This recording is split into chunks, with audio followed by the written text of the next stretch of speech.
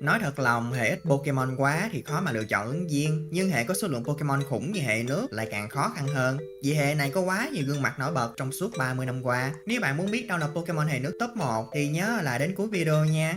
Giờ thì mời mọi người làm miếng nước, ăn miếng bánh, chúng ta xem video thôi nào.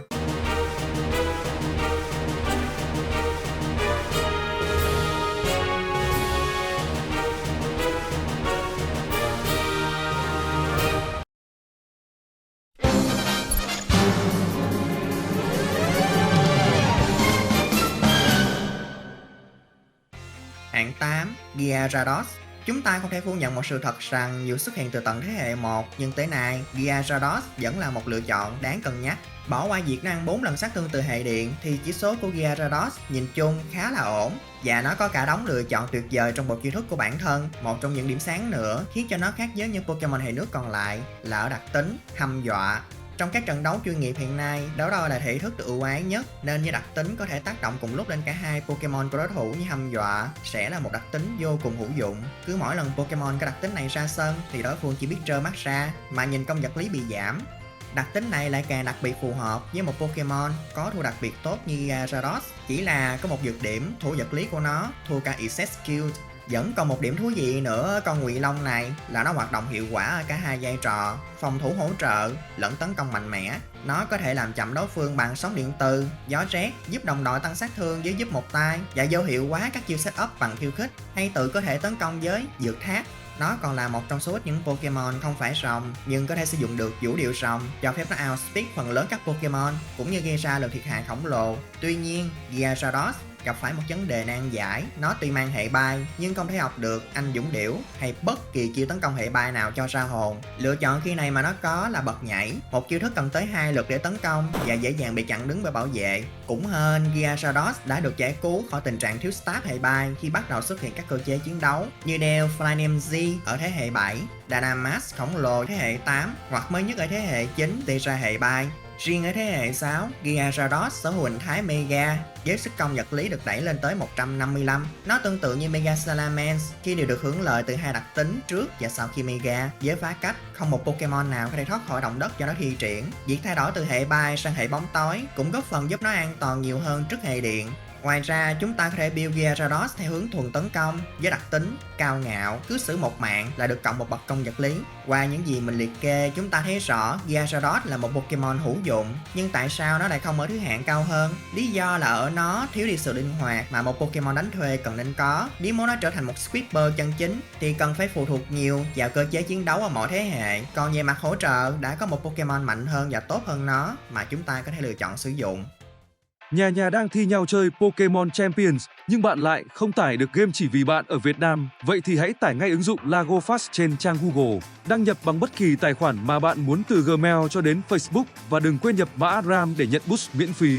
Tại phần màn hình tăng tốc, bạn hãy chọn mục trình dịch rồi nhấn vào thêm game để tải ngay Pokemon Champions về máy nha. Lago Fast còn hỗ trợ dịch luôn các thứ tiếng sang tiếng Việt bằng cách nhấn vào dịch OCR, cấp quyền cho hai tính năng quyền cửa sổ pop và quay video. Không chỉ hỗ trợ tải game, Lago Fast còn có tính năng giảm ping, tăng cường kết nối mạng giúp bạn chiến mượt hơn với bất kỳ tựa game nào. Tải ngay Lago Fast ở link bên dưới. Cùng chiến thôi nào các huấn luyện viên.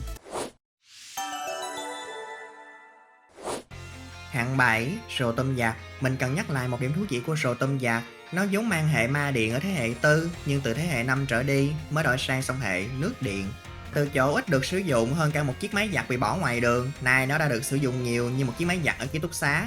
Chỉ số của Rồ Tôm Giặc khá tốt chứ không hẳn là xuất sắc, được cái là cân bằng ở mặt phân bổ, cho phép người chơi kiểm soát được cách để tận dụng nó theo style riêng. Phổ biến nhất với Rồ Tôm Giặc là biến nó thành một cỗ máy vừa có khả năng gây rối đối thủ, vừa gây đam. Chiêu thức đặc trưng của các dạng Rồ Tôm là ma trơi, một chiêu hỗ trợ tuyệt vời khi đảm bảo luôn gây bỏng mục tiêu. Đây không khác gì bản án tử đối với những quái thú chuyên vật lý. Để chống lại những kẻ thù mãn công đặc biệt, Rồ Tôm Giặc có thể sử dụng điện 10 vạn volt hoặc chiêu hệ nước duy nhất mà nó học được, bơm thủy lực gây sát thương ngay lập tức. Song hệ nước điện cũng là một song hệ xuất sắc thì chỉ yếu thế trước hệ cỏ và hệ đất. Ấy thế nhưng nhờ đặc tính lơ lửng, Rồ Tôm Giặc chỉ còn đúng một điểm yếu. Chiếc máy giặt bị ám này cực kỳ linh hoạt ở mọi vai trò. Cầm Citrus có lẽ sẽ là cách build phổ thông nhất, nhưng để nó đây mắc kính hàng tuyển và sử dụng tiểu xảo không phải là ý tồi.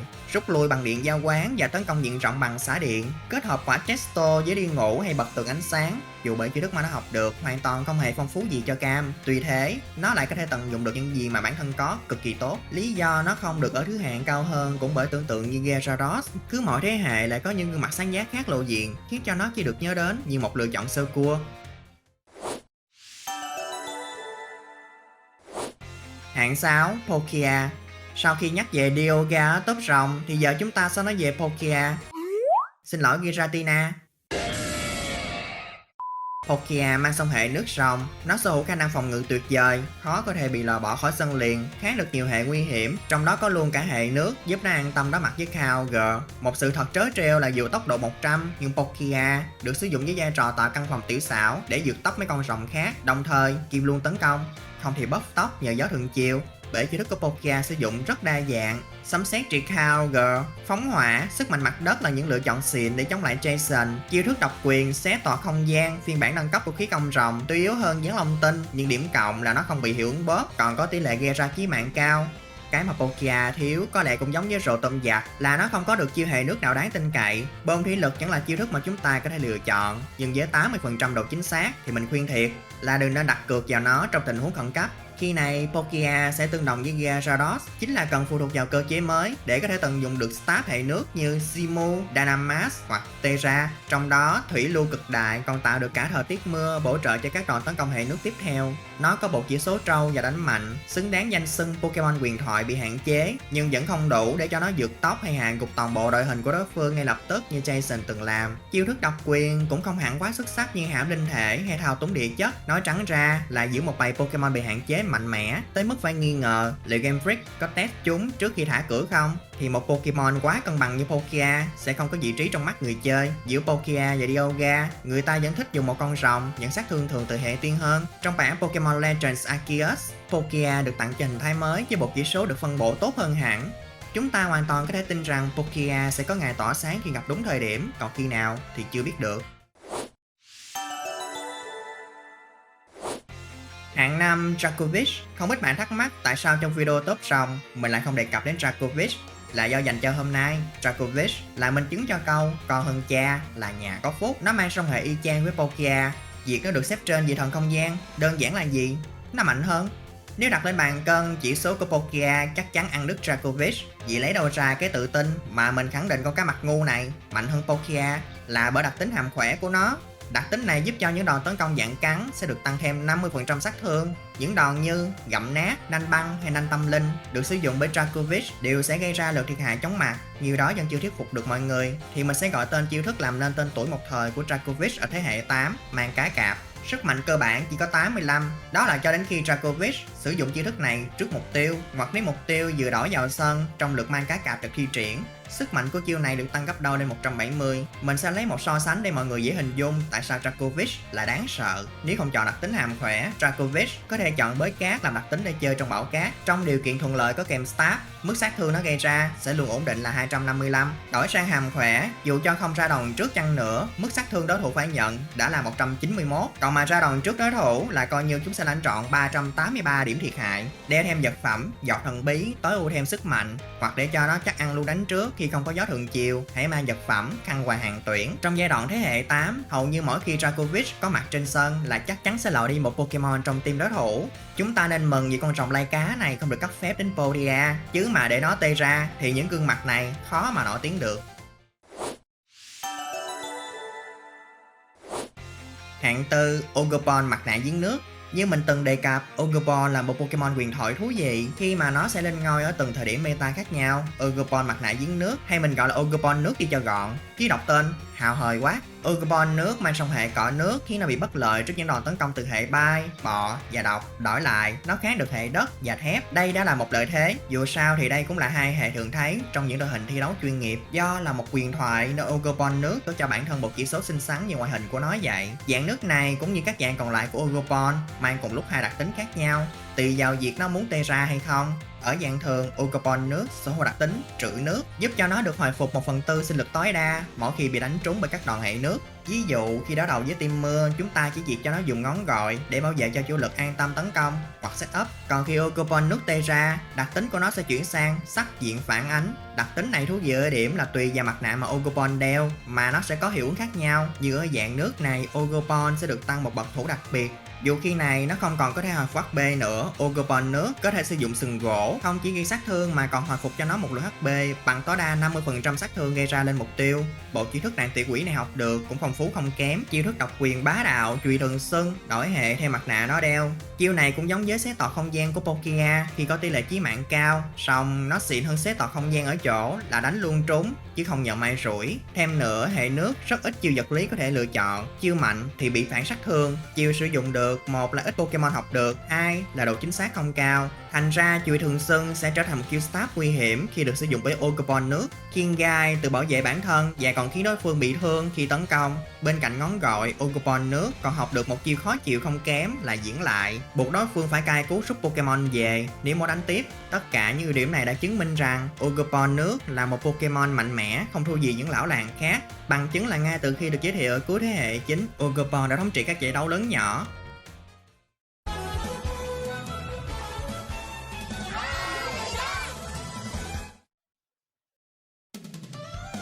Pinkerchin.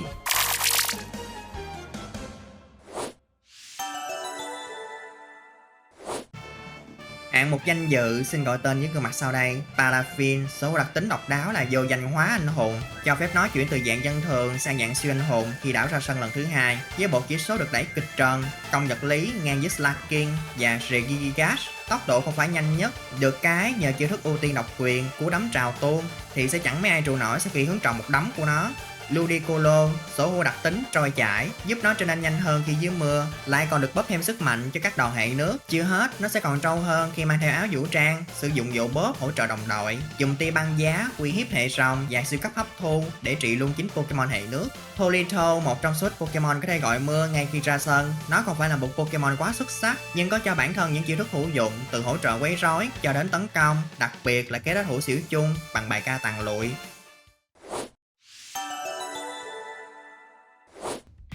Hạng 3 Basculegion đực không còn là con quái vật dưới mưa với đặc tính trôi chảy. Basculegion sẽ còn mạnh hơn khi chọn đặc tính là thích ứng, tăng sức mạnh cho các chiêu stab từ 50% lên 100% công suất. Tuy nó có một chỉ số không thể gọi là quá cứng cáp hay nhanh nhẹn như Palkia, nhưng không thể vì vậy mà đánh giá nó yếu.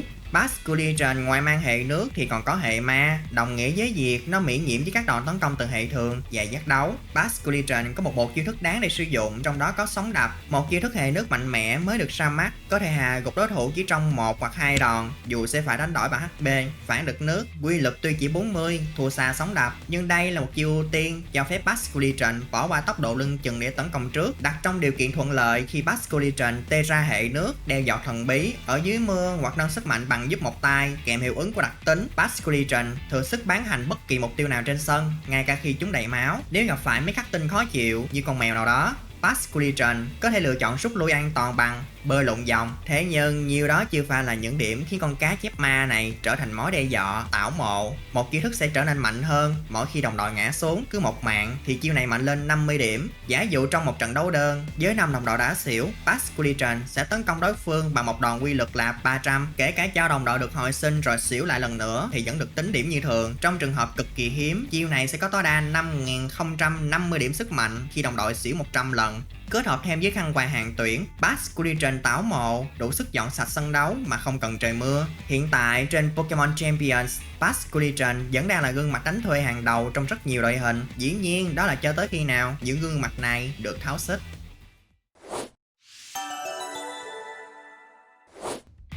Áo quân Urshifu phái liên kích, Pokemon huyền thoại song hệ giác đấu nước cùng với đặc tính từng là độc quyền, vô hình quyền, giúp cho các chiêu thức tiếp xúc mà nó thi triển hoàn toàn đánh xuyên bảo vệ mà không có bất kỳ phản ứng phụ nào. Bảo vệ là một chiêu ưu tiên luôn được người chơi cân nhắc sử dụng, giúp bảo vệ Pokemon khỏi một đợt tấn công. Tuy không thể bảo vệ liên tục nhưng được cái có thể chặn một đòn để dò xét đối phương, cũng là một phần của chiến thuật. Nhưng trước Urshifu, bảo vệ thật sự là bị đá qua một bên theo nghĩa đen. Chiêu thức độc quyền của Urshifu phái liên kích là Thủy Lưu Liên Đả. Đây không hẳn là một chiêu thức mạnh, vì quy lực chỉ có 25, nhưng điều làm cho nó nguy hiểm là do nó luôn gây sát thương chí mạng, lại được đánh tới 3 lần, khiến sát thương mà mục tiêu phải nhận sẽ luôn là 75, thêm stab hệ nước là tăng thẳng lên 113 điểm sức mạnh. Khi trời đang mưa và tia ra hệ nước, bạn đón xem Urshifu phái liên kích sẽ giả vào mặt đối thủ 3 lần với tổng đam là bao nhiêu? Hơn hết là không có cách nào để ngăn chặn việc bị đánh này, dù có mang đai khí thế hay đặc tính cứng cỏi cũng sẽ phải lui cung nếu gặp phải hùng võ sư. Ngay cả việc cố tìm cách khắc chế Urshifu không hẳn lúc nào cũng là khả thi. Cách hữu hiệu nhất mà hầu hết người chơi lựa chọn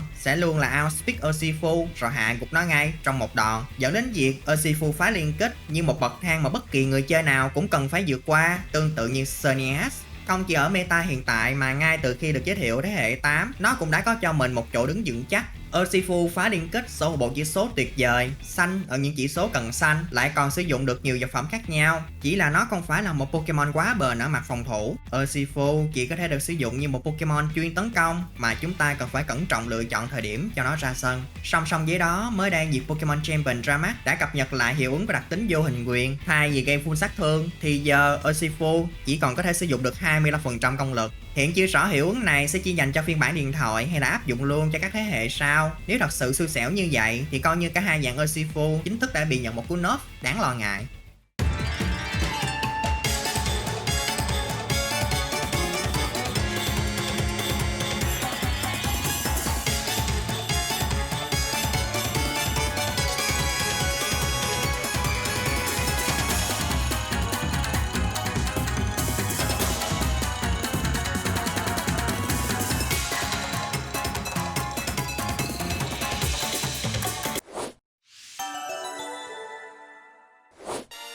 Quán quân Kyogre, mình chắc là mọi người đã đoán được ngay từ đầu video rồi đúng không? Vì đồng hương của Kyogre cũng ở top 1 thì không có lý do gì mà con cá dao sát thủ này lại vắng mặt được. Cũng như Groudon, Kyogre có thể nói là Pokemon bị hạn chế tốt nhất mọi thời đại.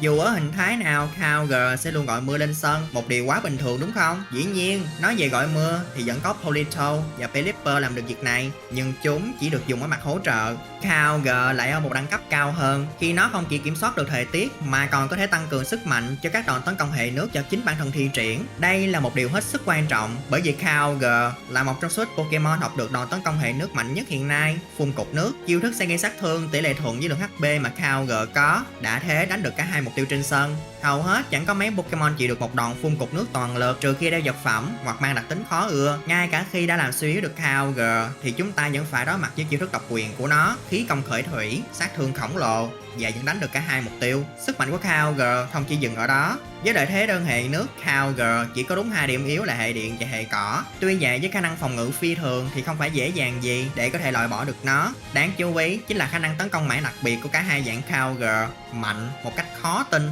Điểm trừ nhẹ cho vị thần biển này có lẽ tốc độ chưa được cạnh tranh lắm, nhưng đối với dạng thường thì không có gì đáng lo ngại khi cho nó đeo khăn quàng hàng tuyển, hoạt động như một kẻ dọn sân chân chính, hoặc đầu tư cho tốc độ nhờ gió thuận chiều kết hợp với một vài vật phẩm tăng sát thương khác. Và trong căn phòng tiểu xảo, nó là một kẻ tấn công cực kỳ lì đòn. Sự linh hoạt kinh dị này của Kyogre khiến nó rất khó bị bắt bài, vì cách xử lý một con Kyogre mang khăn quàng hàng tuyển thường khác biệt hơn rất nhiều so với một con Kyogre đang trong căn phòng tiểu xảo. Túm lại, đừng bao giờ liều lĩnh chống lại loài cá, vì chúng ta đều biết đấng tạo nên đại dương không phải dạng dừa.